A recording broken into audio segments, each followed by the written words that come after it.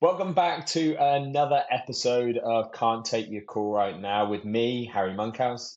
And me, Lauren Reeves. Today is another series two, episode six, and we're still on the same theme around SDR career. But today we're talking about the next stage of your career. So we went through progression and we went through kind of your first 3 months in the last episode. Now we're thinking about the next phase, which is how to master kind of your first year or the next stint of your BDR journey. Before we jump into that, though, we are recording on a Sunday. Hey, Hey, Lauren, how's your weekend gone? it's been a really nice weekend. I was really I was quite poorly last week. I just caught the cold that like everyone's been getting. So I Yeah, was really snotty, really coughy. You could probably hear it in Sophie's episode. And so I said to myself, I was like, I need to have a pretty chill weekend, basically. chillish. Because I go skiing in a week. So I'm like, I've got so much I need to do this week before I go. Yeah, So I can't actually afford to not be feeling my best. So what did I do on Friday? I can't even remember what I did on Friday, so it couldn't have been that much. I can't even remember. But yesterday, I had a friend's engagement party, which was yeah. nice. I didn't drink. So literally, I had a glass of Prosecco to like cheers when I got there, and then spent the rest of the night on water. And I still got home at midnight. So I Nothing wasn't wrong with even, that. yeah, I Nothing wasn't even wrong with like, that. so You don't wake up with the Sunday scaries. You don't yeah, wake up with a hangover. No anxiety. It's actually, do you know what? It's underrated. It's underrated. exactly. It's pretty nice. So, oh, I remember what I did Friday. My friends came around for dinner. Lovely, So I didn't lovely. go anywhere. That's why I didn't feel like I did anything, but that was nice. So yeah, it's actually been a really nice weekend. And then got out this morning when I got my eyebrows done, which is why they're looking particularly dark for those that are watching on YouTube. Um, and then I've just been chilling. I've been scheduling content for the week, getting We're getting ahead. prepped. Yeah, we're all done. The whole week's done, except for Friday. I need to schedule Fridays, but the whole week's done. And then after this is done, I can actually Yeah, start scheduling ones like this for the following week. So then when I'm on yeah. holiday, we haven't got to worry about it, which is going to be There we just go. There we go. Content manager right there. great. Yep. After us, we met up and we had a stern talking to each other about how we're actually going to make this podcast even better. And planning ahead was one of those. So I'm Hmm. sticking to what I said I'd do. Yeah. Well, I think you've gone above and beyond the what the job description was there, considering we had a. Thank you, Harry. I There you sure go. what? I've been in this career for a few years now, so I like to deliver outside of it. What about you? What have you been up to? I've played 2 rounds of really terrible golf. A depressing weekend round the course, but I've been. Right. I mean, I'm always you leave the house at like 9, and then I've literally just got back. I was joking with Lauren before we hopped on. It's like I've literally just got in and we've gone straight into recording an episode. I've been back for 15 minutes, 20 minutes, and we've Okay. jumped straight into it. So it's just back to back to back. But it's been a lovely weekend. I get to spend a lot of time with a lot of mates, and there's nothing better than being Nice. outdoors for about like 5 hours a day. So yeah, And it's you been got good. good weather today. It was sunny Oh, today. the weather was. I actually no, it doesn't look like it. Sun kicks is what I was going to say.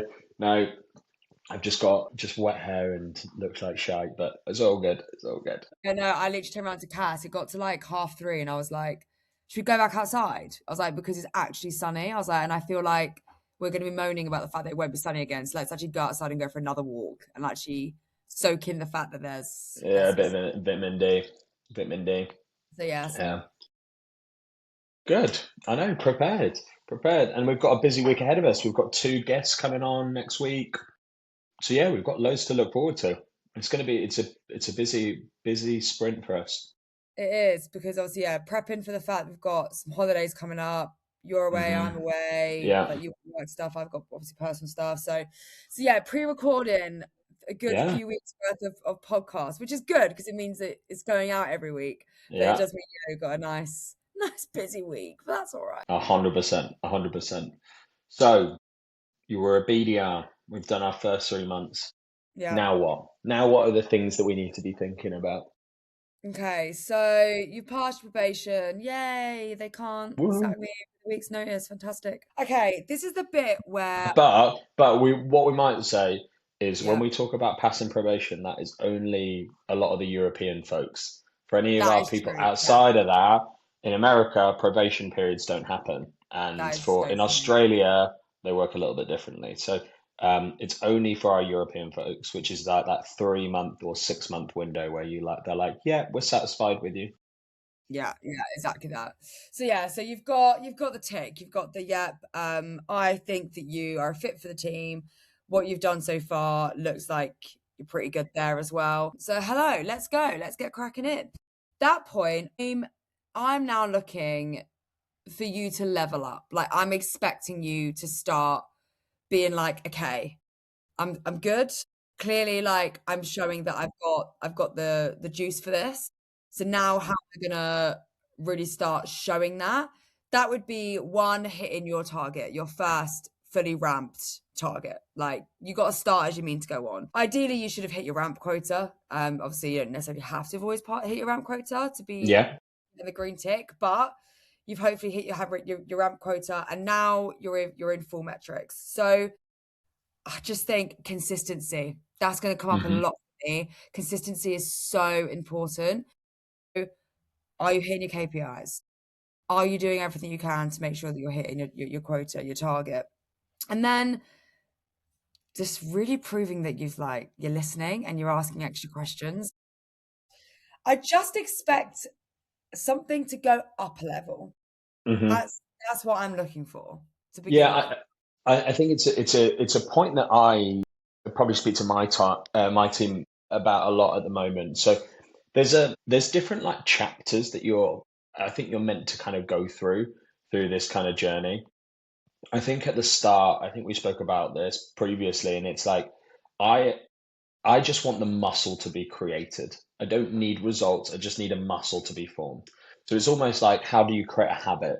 I want you to have a habit of high activity and that never to be an issue, because that's one of the hardest things to train a BDR later on in the career. I mean, we see it all the time when we hire people that have maybe come from another SDR role, and then we're getting there and we're like, um, why are you struggling to make 250 calls a week? And it's just like, well, I didn't have to do that in my last company. It's like, okay, so how many did you do? It's like 150. It's like, wow, okay, what else are you doing? So there's sometimes can be a little bit of a gauge off.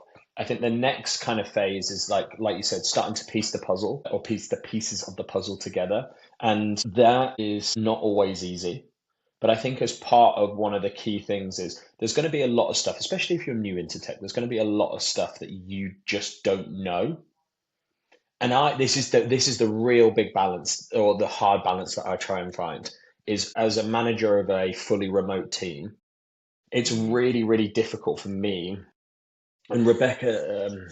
Oh boy, I can't remember her last name. Anyway, Rebecca, who used to be the VP at Vidyard, Becca Drew. Is it Becca Drew? Yes, Yeah, yes, yeah, yeah, yeah, yeah, yeah.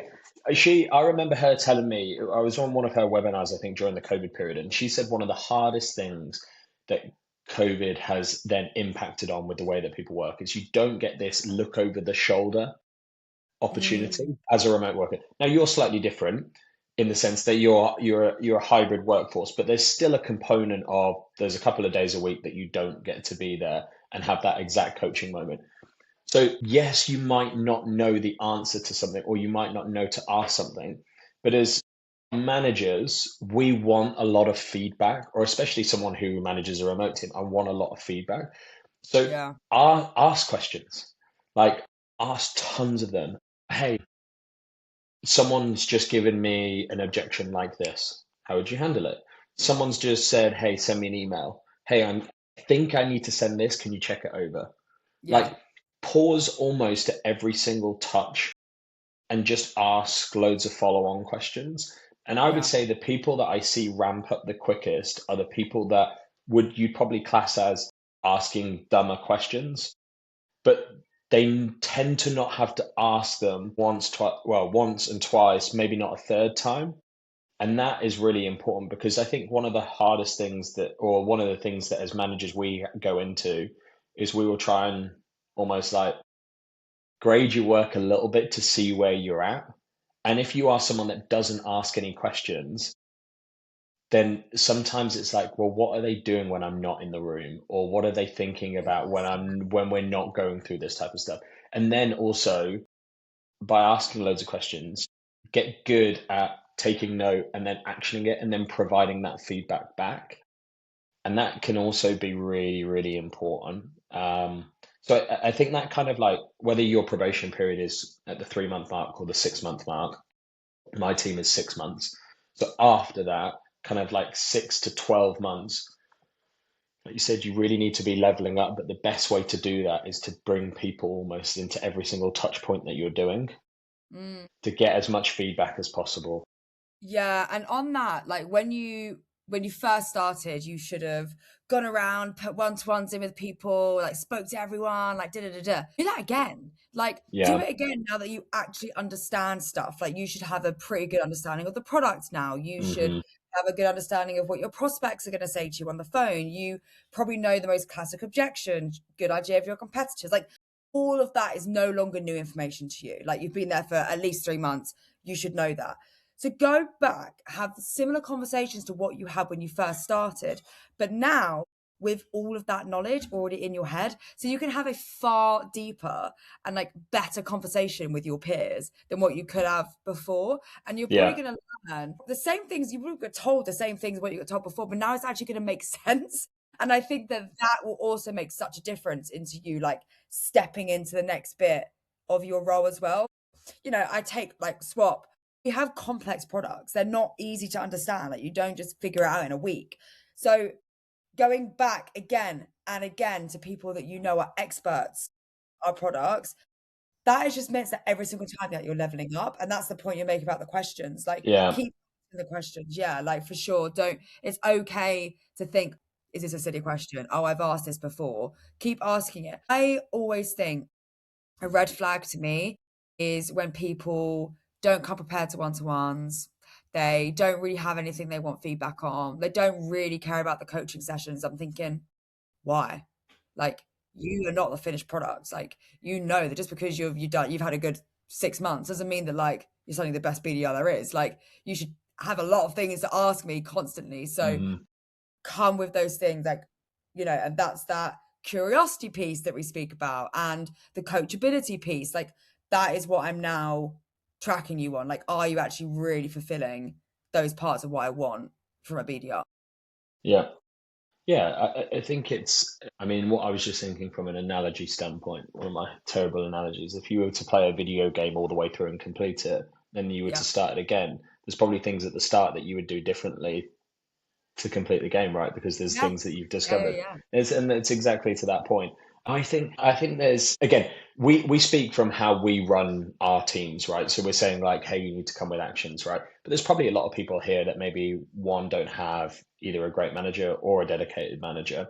So I think what you've got to be definitely thinking about is if your manager isn't taking the lead on necessarily running one-to-ones and everything, make sure that the way I break it down is I have a review action every week.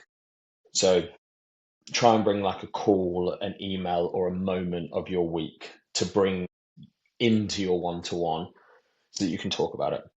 Then you need to be thinking about like what are your action items or what are your agenda items for the meeting. So if we were having a one-to-one, I might think about like roadblockers that really got in my way of the week, be like maybe Wednesday you were like, I was only able to make like 30 calls because of this. Like, how would you, like, maybe some feedback, like, how would you manage that day?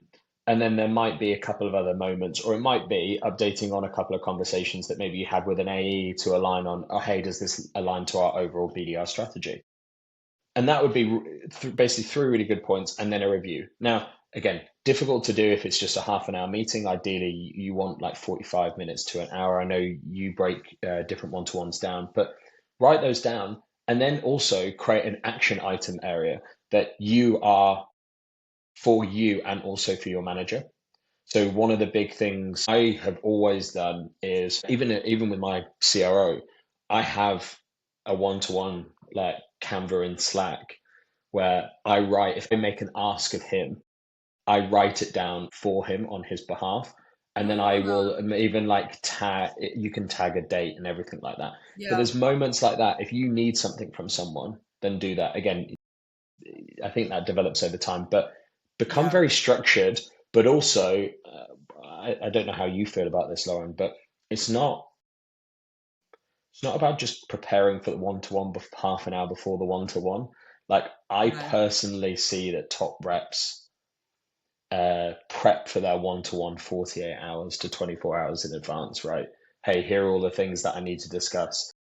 yeah, Again, I just make a huge list of things that I have questions on, and then I just pump them into different one-to-ones depending on who I'm with. Um, yeah, so that preparation piece builds again, like we were speaking on previous episodes, that builds a lot of trust with management, which is yeah. super important. And on that point, like, say you don't have a manager or you have a manager that you only meet every now and then because of, your setup or whatever, this is a great point to now go and find mentor. Go and find a BDR that's been doing your job a year longer than you, that you can like Yeah, leave advice. Go and find an AE, either in the business or externally, that you can also go and chat to. Like, just because you may not have a very present or like whatever manager doesn't mean that you then can't go and find ways to still be a top performer and go and yeah, upskill and learn. And I think that like that's just excuses. So if you're there like, well, I don't have a manager, well, go and find someone to be a pretend manager then. Like, go and hmm make yourself upskill and be better. And do you know what? Even if you have a really present manager, still go and find yourself a mentor, because I think it's all the time like, don't get me wrong, like I think I'm pretty good at my job. I think that I give pretty good coaching advice. hmm However, I'm still one person, and there is going to be other people that have other ideas, other yeah, advice, other ways of working that I'm not going to come up with because I don't know everything. Shock horror to yeah, my partner's effect, because like he thinks, but I don't, right?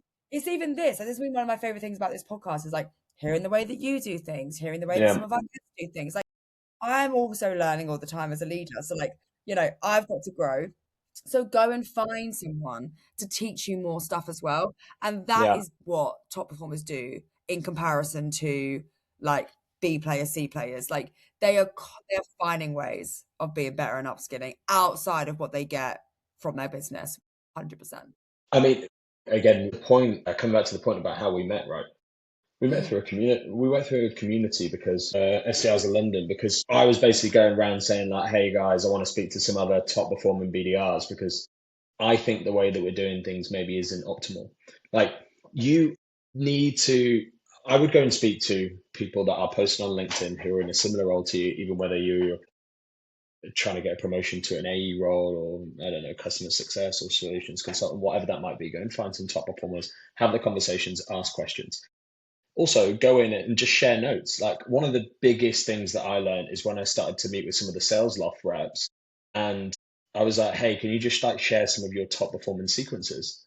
And I was like, "We are building them so differently to Yes, them." so And then interesting, isn't and it? then I changed the way that we build sequences, and then that ended up the sequences that I ended up building as an SDR ended up getting rolled out globally for the BDR team. And it's like 80 BDRs that then ended up using them. And that all just came from me just being curious of being like, hey, can I have a conversation with someone that probably knows way more about this?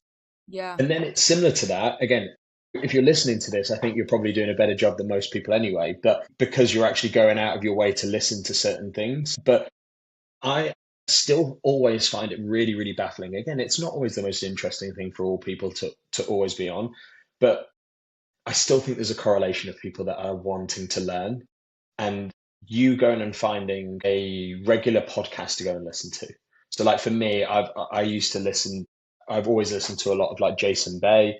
I find again, I think it's gone through a couple of different iterations of names. I think it's that Outbound Squad now. You've got the 30 minutes to President Club guys. You've got Go to Market Live. I used to listen to a lot of predictable revenue as well. yeah, There's tons of podcasts that I would make sure that I'm routinely listen to. I mean, we were speaking about some of the podcasts this week that we listened to, but they become a staple in making sure that I'm hearing other people's views or different opinions all the time. And then it's about book reading. Like, I realistically think if you're a BDR, you should probably be going reading like 5 different sales books a mm, year minimum. at a Yeah. minimum. Um, and if you're not, I just I don't know. Like I just think that there's a curiosity curve that top performers have. Whether it's with like at the moment it's like the AI buzz. Like if you're not going and practicing using AI in your free time, then you're probably going to be behind the curve at work in a couple of years, if not a Hmm. couple of months, right? So I do think there's just some correlation of like there's the BDR stint is tends to be like a depending on the company, it's a 1 year, maybe to a 3 year stint. Like just get your head down, get your blinkers on, get Yeah. just obsessive about it. And Yeah. honestly, I think that obsessive nature is quite infectious early on in your career because not many people are doing it. Similar to when we talk about cold calling a hiring manager, it's a small percentage. Again, it's a small percentage of people that are constantly in a Slack channel being like, have you seen this? Have you seen this? Have you seen this? Have you seen this? I spoke to this person, did this. It's just like, just become obsessed. And then your manager sat there like, even if you're not doing well, they're like, fucking hell, they're hungry. They really want it. And Yeah. actually, sometimes there are moments where being hungry is almost as important as hitting target. Yeah, for sure. And I love the like just be obsessed. I think that's the perfect way of putting it. Yeah. Be obsessed with being good at the job. Like I think I've said it before, like there's nothing wrong with wanting to come into work, do your 9 till 5, go home again. Nothing wrong with that. That is at the end of the day what your job is, right? No Yeah. problem. But that's only going to get you to 100%. If you want to be above 100%, you have Hmm. to put the work in outside of your 9 till 5. And that is listening to podcasts, reading books, networking, going and talking to people on LinkedIn, putting things into like your personal brands. Like that is what's going to build you beyond your 100%. And that shows Hmm. that obsessive nature. Like, people always said to me, God, Laura, you're so good at going and networking. Like you're always going to these events, you're so good. And I'm like, yeah, because the things I gain from it Yeah. are like worth me giving up an evening. Like to me, that is an evening well spent.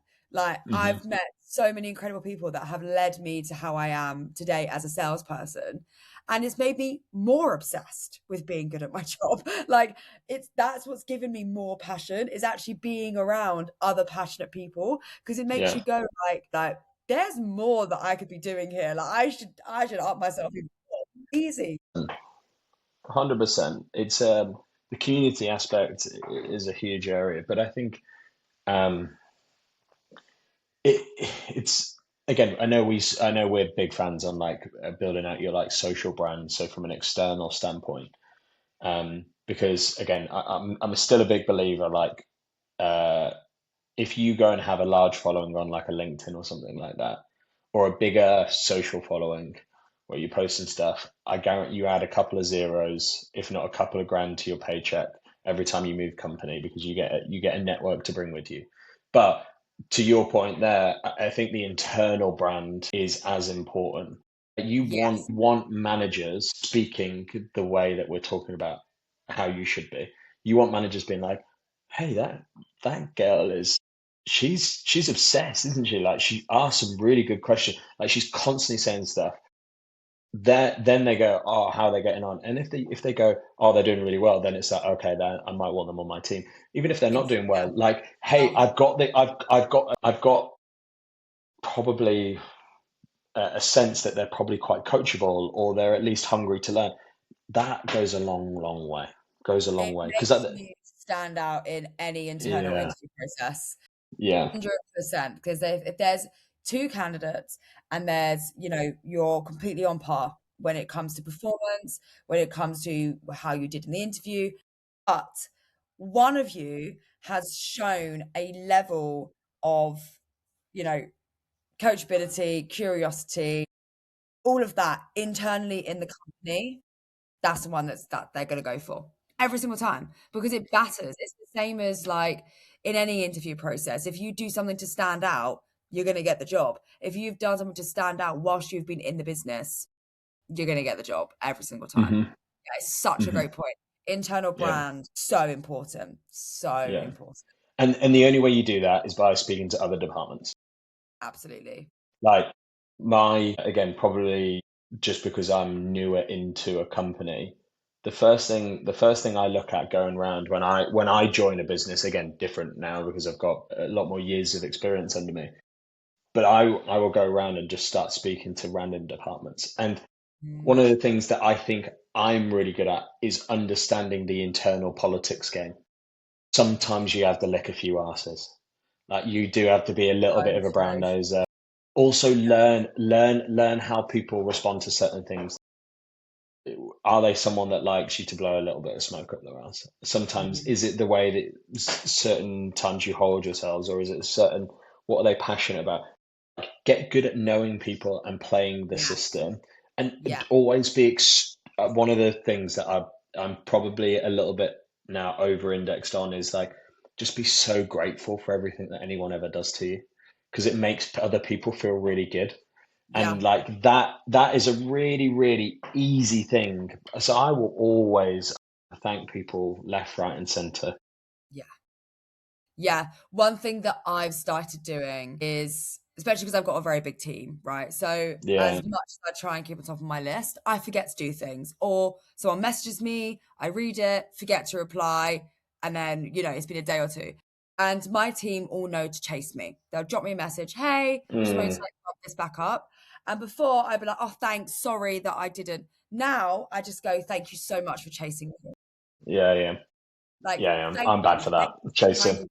Brilliant. Like, you're brilliant for doing that because it makes them go like, oh, like it's actually okay for me to also chase Lauren because like she's grateful when I do that, rather than being like, sorry, like I was going to get to this or whatever. Yeah, It's like that makes people feel better for doing that. Same as yeah. like you're right. The how you treat people and how you respond to things and figuring people out can make Hmm. the world of difference to how you perform in a business.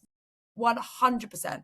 I definitely is something that I like had a steep learning curve on. In fact, I remember having a conversation with a manager of mine a good few years ago, is in my first ever SDR role. And he turned around to me and he went, Lauren, you really need to learn how to manage up. And I was Yeah. like, what do you So mean? important. Like, he was like, you're too vocal about things you shouldn't be vocal about. And then you're quiet about the things you should be. He was like, you're not communicating properly to people above you. That's great feedback. I was like, oh, I hadn't even thought about it. I was like, oh, I'm just telling them how I feel. And he was like, time and a place though, Lauren. Like there's a way you tell people how you feel. So you tell them, but Mm, how do you approach that conversation? What is it that you want to get out of approaching them about it? Like, are you just saying it because you're angry? Or do you genuinely yeah. think there's oh my God, it really changed my perception. And I was like, wow, I need to really think about that. Thank God he had that conversation because I think that it made me improve my communication way quicker than I would have it otherwise. So yeah, I so think that's important. great.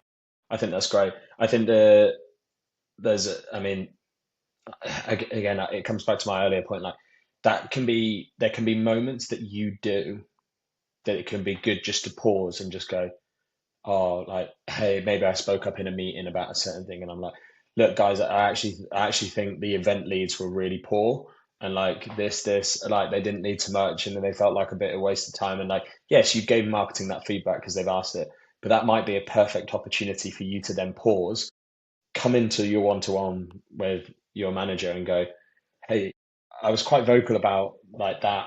Like, I just wanted to get your opinion and your feedback on that. Yeah. It's just the people that ask for feedback are normally the people that are doing the right things. I was just Yes. having a little think about some of the other components of what I would look at within your first year. I think a big one is calendar structure.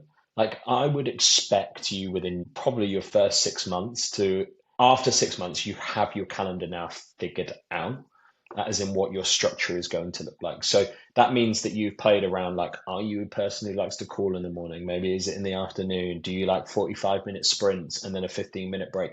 I don't care how it is. You are tasked to manage your day and your diary and your target. How you get there can be very different from how the other BDRs get there. And that's fine.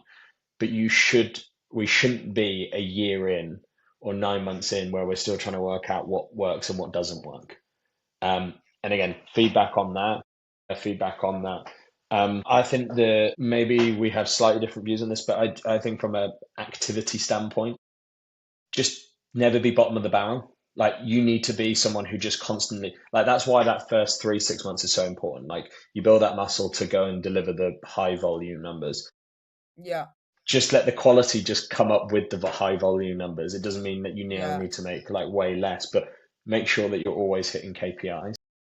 Yeah. 100% hitting KPIs. Like, that's nothing more frustrating than me messaging somebody who's like quite a senior person in the team and like, hey, are you going to hit your core KPI this week? Oh, yeah, Yeah. yeah, yeah. It's like, I shouldn't have to do that. It should just be a given. Yeah. Like, But if no, I you agree with but if I always say to my team, like, look, if you're going and smashing target week in, week out, and you make 50 calls a week, like I'm okay with that. I'm always that. okay Yeah. with people hitting target. Like I will never have the pressure.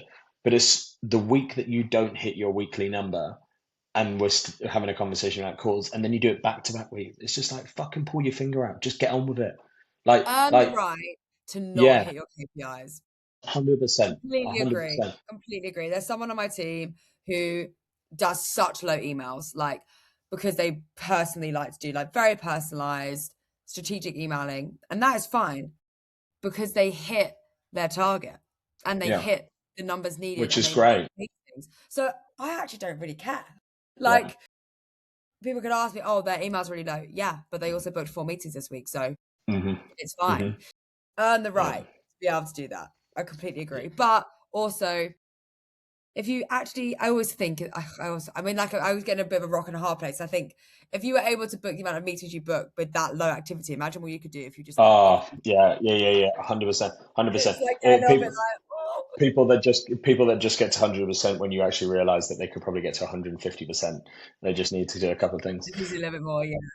So yeah, don't be that person. That's a good tip. Yes.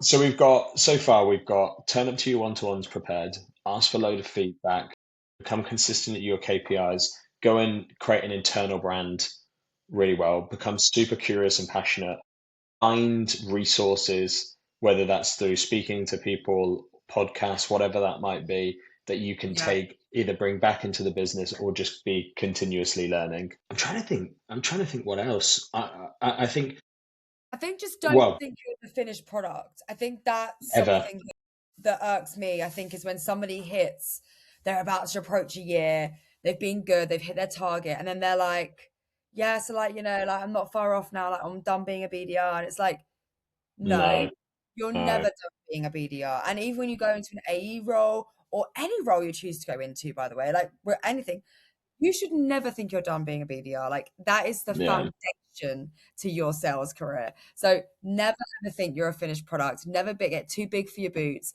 because all that happens is you'll end up having a really bad quarter and you'll be savagely humbled. So always know there is more for you to be learning, there's more for you to be doing, and that you don't know everything because in this world as well, where things constantly change, new tools pop up, AI is a big factor now. Like these things change the way the market is, the way people respond, all of that. So you don't know everything. Don't act like you do. Remind Uh-huh. yourself like, you're not the finished product. I think that's so important.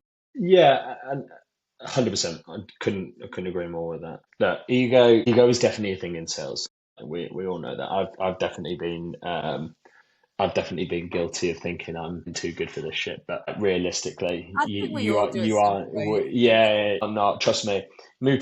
Try moving to another company and stepping up at the same time. You get humbled extremely quickly. Absolutely. I think the only thing that I'm thinking against that list is maybe just two parts. I'm very big on setting yourself like quarterly targets, which don't need to be how you get to your number. Like I've gone Agreed. through iterations of this, but I think there's some key things like, hey, I need to get better at email writing. Give yourself kind of 3 months, and where do I think I am now? Where do I think I should be? And then make sure that you sit down with your manager and review where you are now. Once you've gone through that quarterly process, so set yourself other goals. And by the way, your goals might be, hey, I want to go and make sure that I do like a 10K run every weekend. Like there are components to hitting personal goals or professional goals that feed into a wider picture of you developing in your career. So make Completely sure agree. you go and do that. And then I think, I mean, we'll discuss this probably in one of the next episodes, or one of the later episodes. If you know that you want to be in AE, or you know you want to be in customer success, or know what you want to be a solutions consultant, whatever that might be, or maybe you're unsure, like go and speak to other departments about that. Go and speak to people that have previously just been promoted as well. Get their like playbook. Note down how again, you should know what you get on a monthly basis. Get obsessed with knowing your own numbers, your own KPIs and stuff like that.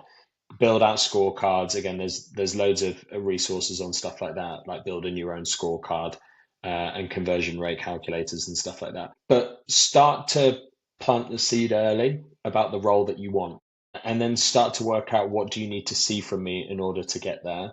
And again, it's that feedback piece. It's being prepared. I've got someone at the moment, solution, who it looks like they might want to be a solutions consultant, which is great. Like, hey, how do we go and practice running demos? How do we get you into the trial environment? Like, how do we go and do all of these things? Again, it's not going to be a quick fix, but like we can start to practice loads of stuff in different areas of one-to-ones, because there will be one-to-ones where like we're just, again, there's not too much new to update on a weekly basis. But like bi-weekly, you might do like a bigger one-to-one, and then there's some other components where you can be like, hey, can we practice this week, or can we think about this, or become an owner of a topic within your team where you can present back and become that expert. Lauren, I think you mentioned that on 2 episodes ago Yeah, about yeah. like Become an becoming expert that at when you get something. started. Yeah, Yeah, exactly. Pick something that you want to be known for. But yeah, like you always go to that person for cold calling. You always yeah, go to that person for writing emails. Like be that person. Like the idea that you wouldn't be in the team anymore is like a little bit yeah, terrifying.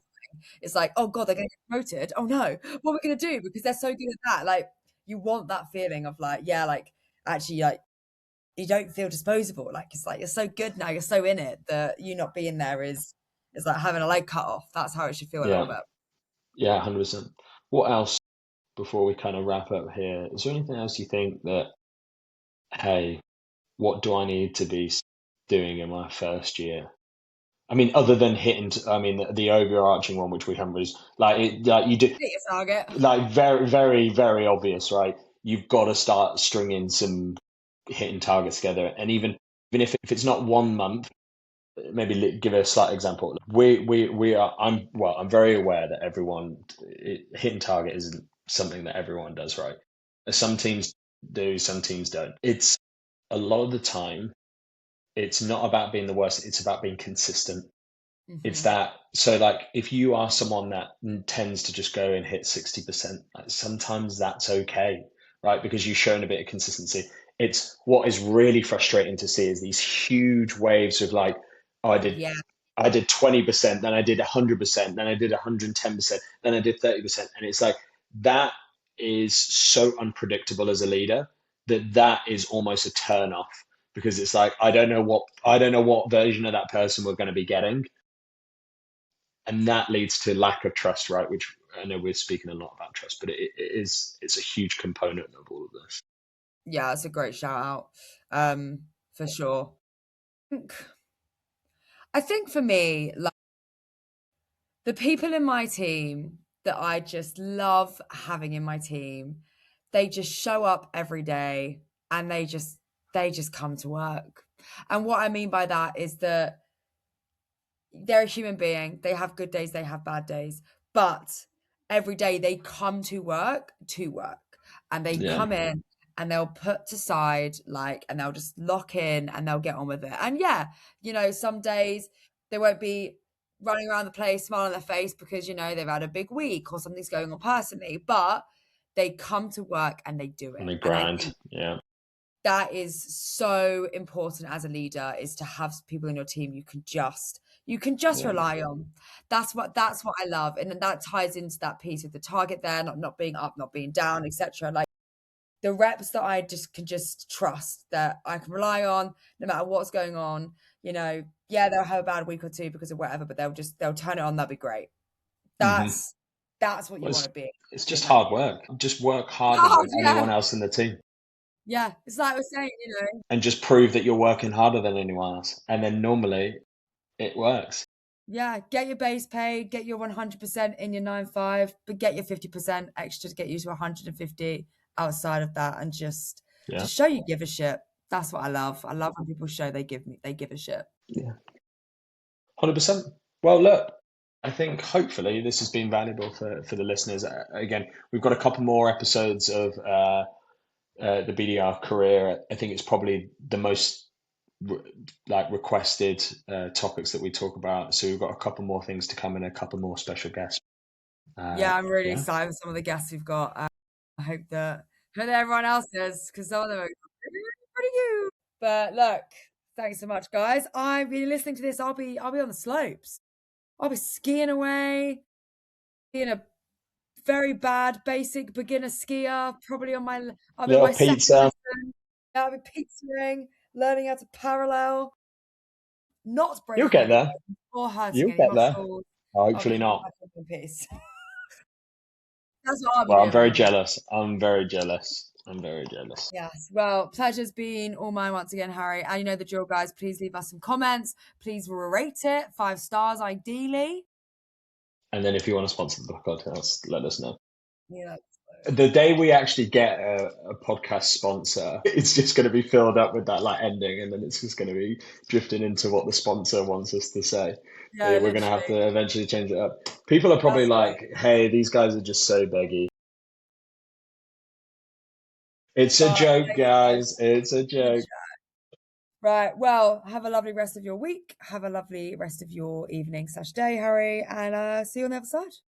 See ya. Thanks for listening. Bye.